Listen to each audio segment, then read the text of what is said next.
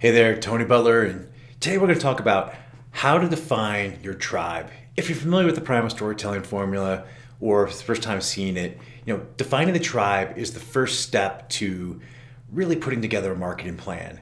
A tribe is your best fit audience, and I'm going to talk in depth on why you should take the time to do the work up front to understand everything you possibly can about them so you can understand them. What are their demographics? But most importantly, what are their psychographics? What are their fears, their hopes, their dreams? Okay? But before I do that, please click like on this video. If you haven't done so yet, follow the channel. I'm giving it all away. Decades of business experience, marketing advice, as well as some tips and tricks in personal productivity and mindset. Okay, so let's get started. So the term today means something different than it meant to our ancestors, tribe. Okay?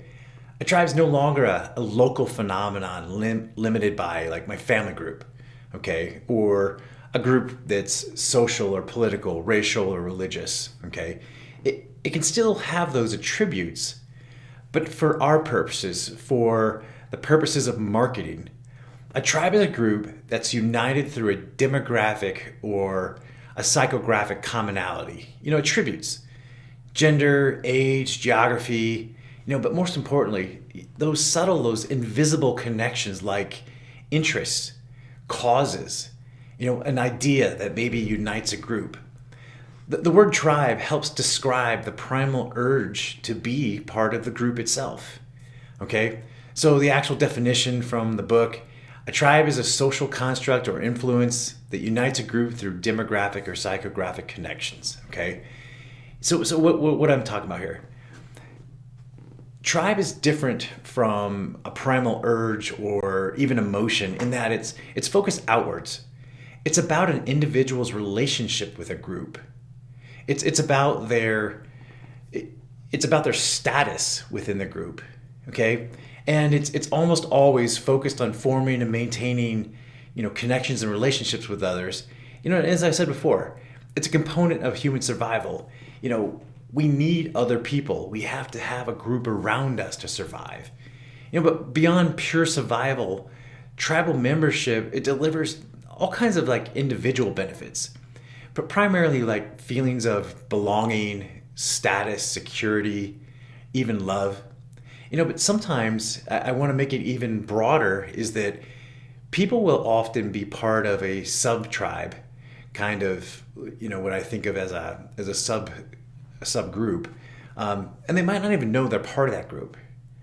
And I'll give you some examples in a few minutes, but just hold that thought for right now. So why do I always suggest that you spend time to define the demographics and the psychographics of the tribe, the people you serve? It's because you need to understand them as individuals before you can create a content plan that will appeal to them as a group. As a marketer, I'm not trying to market to the entire world, especially since in most businesses, you're trying to help only a certain group with a very specific problem, okay?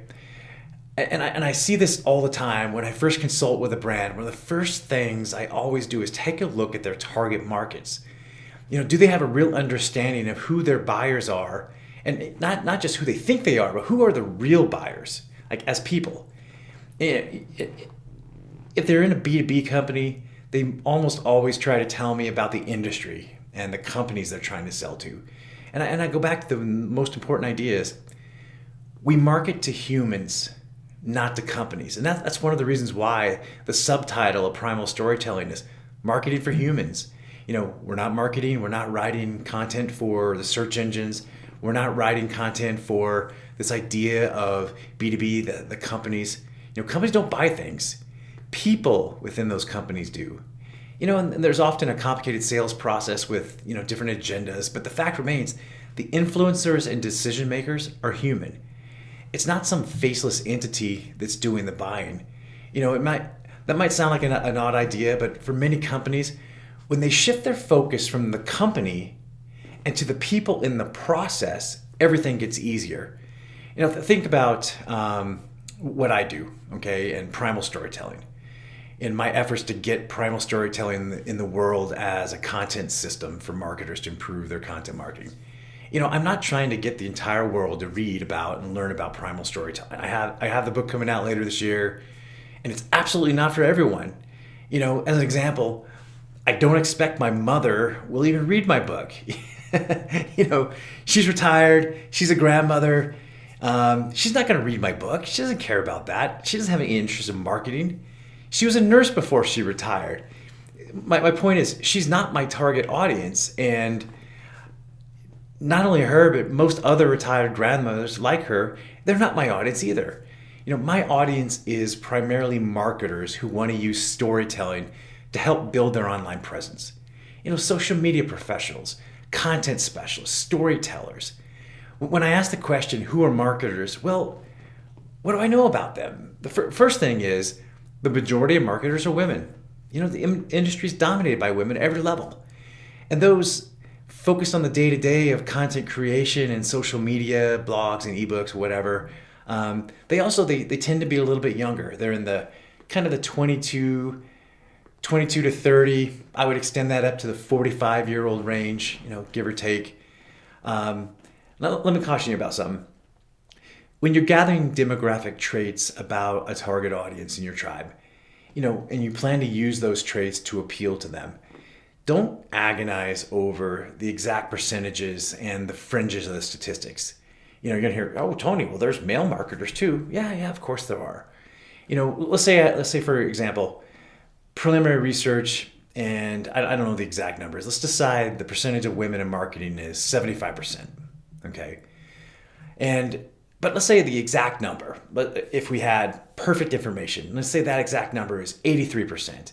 Maybe the 75% is way too high and it's 63%. Okay. So somewhere between 63 and 83% is the number of women in marketing. As far as I can tell, there hasn't been a comprehensive survey on it. No one knows the exact number, but just bear with me for a second. The exact percentages don't matter. Don't waste your precious time splitting hairs because the differences in percentages are not that important. What's important is the overarching trend, women in marketing. Okay? You got to understand the trend. Then focus on your subsection of it. So when I break it down a little farther, I might look at titles, chief marketing officer, director of marketing, content manager, social media coordinator, those kinds of titles. If we look at CMOs, well, there's far fewer number of them in the world.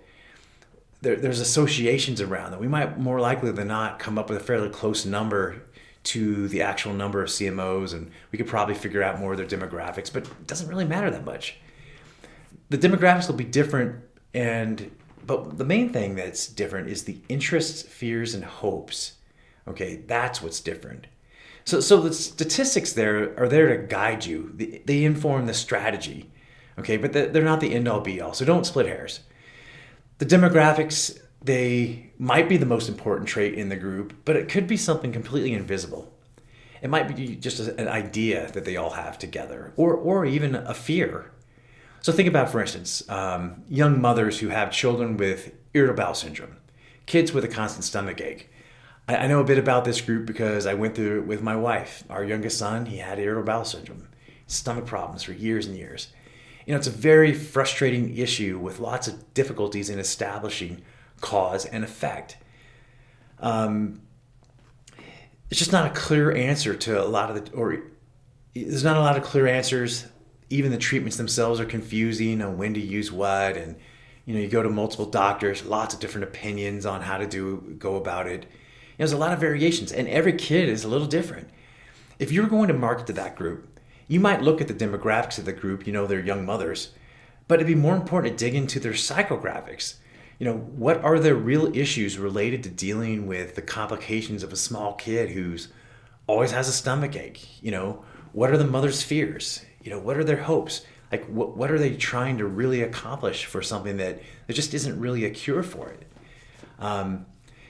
Is there a way your brand could help them in their day-to-day life? That's one of the key questions. And are there any other commonalities among the group? The more granular you get, the easier it will be to find an insight that will help with your creative and develop a long-term value theme and plot line. After you dig into the demographics and the psychographics, you're going to choose a name for your persona. Search around for an image and then use the name and the image of the representative character. And she's going to be the main character in your storylines you create, okay?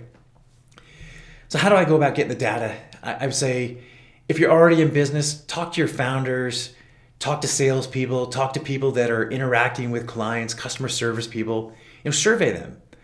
Salespeople will know far more about their clients than they think they do. Some of them will just say, oh, they want lower prices and they want more quality, but you got to dig deeper. Who are they selling to as people? Where do they live? What do they like to eat? What groups are they part of? What hobbies do they have? You'd be surprised if you look at some subgroups and you'll find these odd commonalities, and it makes it much easier to connect with them. You can also conduct micro surveys, hire researchers if you need to. It's also helpful to meet as many of your clients as possible.